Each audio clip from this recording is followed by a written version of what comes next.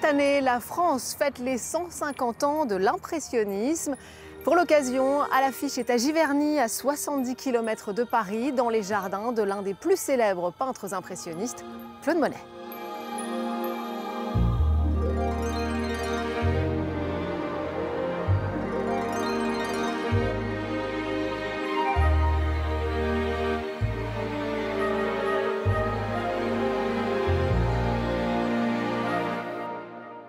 C'est le soir du 15 avril 1874 que Monet, Renoir, Degas ou encore Morisot inaugurent ce qui sera la première exposition impressionniste de l'histoire.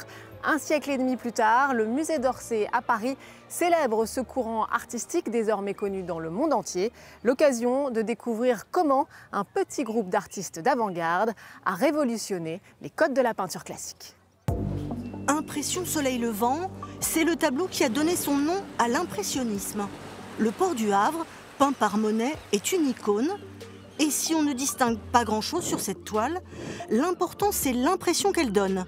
Une vision instantanée de la réalité, exactement comme sur une photo. Monet, Degas, Renoir, comment les stars de l'impressionnisme vont faire voler en éclats les codes de la peinture. À la même époque, voilà la peinture qu'on trouve dans les salons officiels. Des sujets mythologiques ou religieux peu réalistes, des postures un peu ridicules, une peinture léchée et surtout des tableaux grand format, tous peints en atelier. Avec l'impressionnisme, les peintres se déplacent en plein air. Et petite révolution, désormais, ils veulent montrer la réalité et les gens ordinaires, comme ces promeneurs qui traversent un champ de coquelicots. Pour représenter la lumière naturelle, ils utilisent des couleurs claires et comme ils font vite pour capturer l'instant qui passe, les fleurs se résument à des taches de peinture, tout comme les visages des personnages. Donner l'impression qu'on a fixé un moment, arrêter le temps pour vraiment le capturer de façon très immédiate, c'est donné par les touches de peinture, par cette absence de fini qui n'est pas une incapacité de l'artiste, c'est vraiment un choix artistique. Comme des photographes reporters, les impressionnistes nous font voir la vie moderne. Ici, ce tableau de Renoir montre un couple branché au théâtre. Et celui-là, un boulevard parisien saturé par la foule.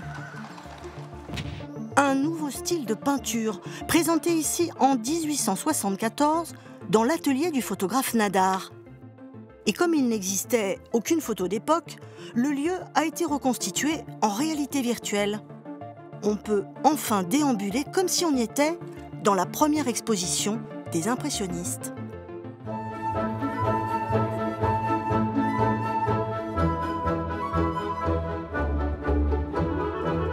Près de 10 ans après cette première exposition impressionniste, Claude Monet vient s'installer ici, à Giverny, où il reste jusqu'à sa mort en 1926. C'est là qu'il peindra quelques-uns de ses plus célèbres tableaux.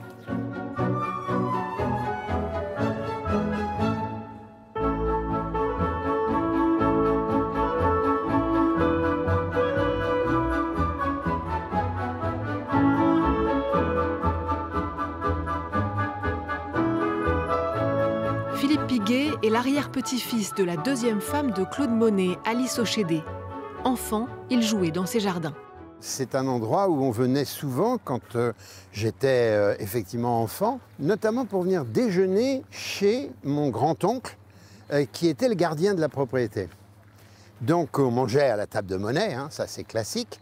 Et puis après, les grands allaient prendre le café. Et nous, avec mon frère, on se baladait. Notre grand truc, c'était d'aller dans le grand atelier. Et à l'époque, il n'y avait plus rien sauf les très grands châssis sur roulettes sur lesquels Monet avait fait les panneaux. Et nous, on s'en était servi pour jouer à l'autobus. Là, il y avait beaucoup d'espace. Et puis surtout aussi, on allait souvent pêcher au bassin. Alors votre grand-mère avait, je crois, une cinquantaine d'années lorsque Claude Monet est mort. Elle l'a donc bien connu. Qu'est-ce qu'elle vous a raconté de lui? Ma grand-mère Germaine, effectivement, m'a énormément raconté la vie à Giverny. Moi, je m'étais inventé de fouiller notre maison, donc celle qui est de l'autre côté du village, et je sortais des lettres, je sortais des photos, je sortais des documents, et je demandais à ma grand-mère de me raconter. Et alors justement, quel genre d'homme était Claude Monet? C'était quelqu'un qui était très rigoureux par rapport à son travail. Ça, on ne rigolait pas, emploi du temps strict. C'est que toute la famille savait très bien que, ici à Giverny, la chose la plus essentielle, c'est que Monet fasse son œuvre. Et alors, pourquoi est-ce que Monet tombe amoureux de cet endroit, de Giverny, et a décidé de s'installer ici? Il était quand même originaire du Havre, hein, même s'il est né à Paris. Et il faisait souvent le trajet en train. Et il avait repéré du train qu'il y avait une qualité de lumière sur ce versant-là de la Seine qui l'intéressait. Donc un jour, il est descendu à Vernon et puis il est venu, je suppose peut-être à pied ou à cheval jusqu'ici, et il a découvert cette maison. Mais justement, c'est intéressant quand même avec l'impressionnisme, c'est qu'aujourd'hui, on connaît évidemment son succès mondial, mais ça n'a pas été le cas au début. C'est un mouvement d'avant-garde qui a été vraiment critiqué. L'impressionnisme bouscule toutes les conventions. C'en est fini de la peinture religieuse, c'en est fini des scènes de bataille, c'est-à-dire la célébration des épisodes historiques qui font la France. Ce qui les intéresse, c'est la vie au quotidien, le loisir, les promenades, le labeur, etc. Et alors, qu'est-ce qui a déplu finalement aux critiques? Alors, ce qui a déplu aux critiques, c'est que la facture impressionniste est une facture qui ne va pas s'embarrasser du fini, c'est-à-dire de quelque chose qui est un peu léché, qui est un peu trop propre. Ce qui les intéresse, c'est de saisir sur leur toile un ressenti d'un vécu de la nature, et pour cela, ils s'autorisent des tableaux que l'on a critiqués à l'époque, pas mieux faits que du papier peint. C'est donc, c'est dur. Ah ben oui, mais ça, c'est la critique contre Impression Soleil Levant.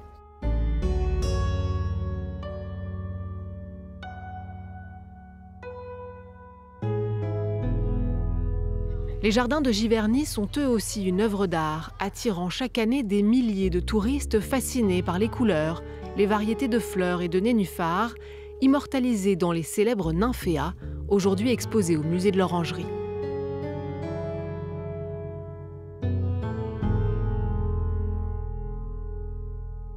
Jean-Marie Avizard, chef jardinier, prend soin de ce tableau vivant depuis plus de 35 ans.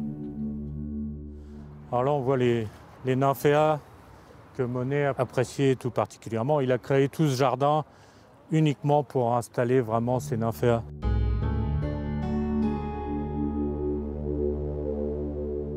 Claude Monet était vraiment sans arrêt derrière ses jardiniers. Et lui a voulu vraiment mettre énormément de couleurs, comme il voulait sur ses toiles, etc. Donc il a créé des massifs dans tous les sens. Il a coupé des arbres qui faisaient de l'ombre. Il voulait vraiment de la lumière et de la couleur. À la Restauration, le jardin a été reconstitué par rapport à des images d'époque ou alors à des témoignages de gens qui ont pu venir encore dans le jardin ou des fois par rapport à ces toiles. Donc tous ces endroits sont pratiquement identiques à l'époque de Monet. On a essayé de faire une cohérence pour que les gens aient toujours l'impression d'être dans une toile du peintre. L'important, c'est l'esprit du jardin, c'est les associations de couleurs. On essaye, nous, dans le jardin, de reproduire ça, quoi. En fait, des petites touches de couleurs, comme un peintre impressionniste sur son tableau.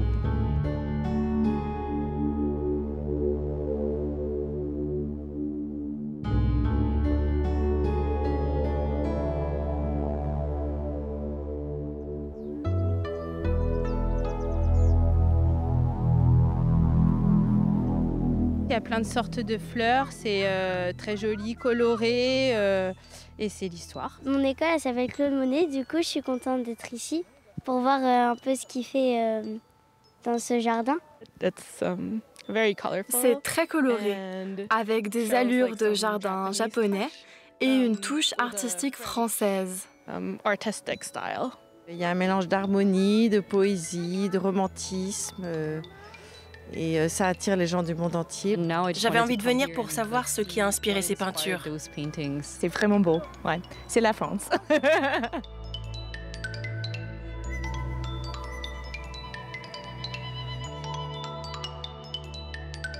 À côté des jardins de Claude Monet, on retrouve le musée des impressionnismes Giverny. Pour les 150 ans du mouvement, il propose une exposition autour de l'impressionnisme et la mer.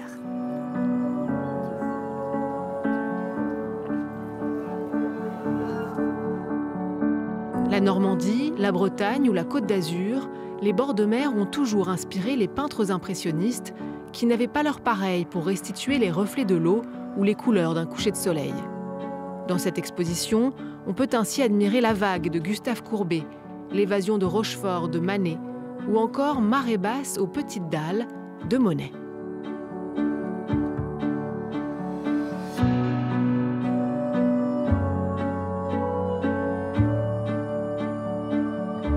Les impressionnistes ont été très inspirés par la mer. Ce sont des peintres de la lumière et ils sont fascinés par les changements de lumière au fil de la journée, par les jeux de reflets, donc la lumière du soleil à la surface de l'eau, les reflets des nuages. La mer, c'est un univers en mouvement, constamment changeant. La technique impressionniste qui est rapide, qui cherche à préserver l'impression première de l'artiste face au paysage est fabuleuse en fait pour capturer le mouvement de l'eau. En fait, c'est le mouvement de l'eau qui a créé la touche impressionniste. Parce que c'est une œuvre spectaculaire, extrêmement colorée, avec une liberté de touche, une façon de capturer la réalité en quelques gestes rapides de pinceau, qui est la parfaite illustration du talent de Monet, de l'art de Monet. Si on regarde bien cette partie-là, on a en fait l'impression de voir le bassin aux nymphéas, un petit peu les feuilles de nénuphar et les reflets du jardin à la surface du bassin. Mais là, on est en 1884, on est presque 10 ans avant que Monet ait créé son bassin aux nymphéas à Giverny.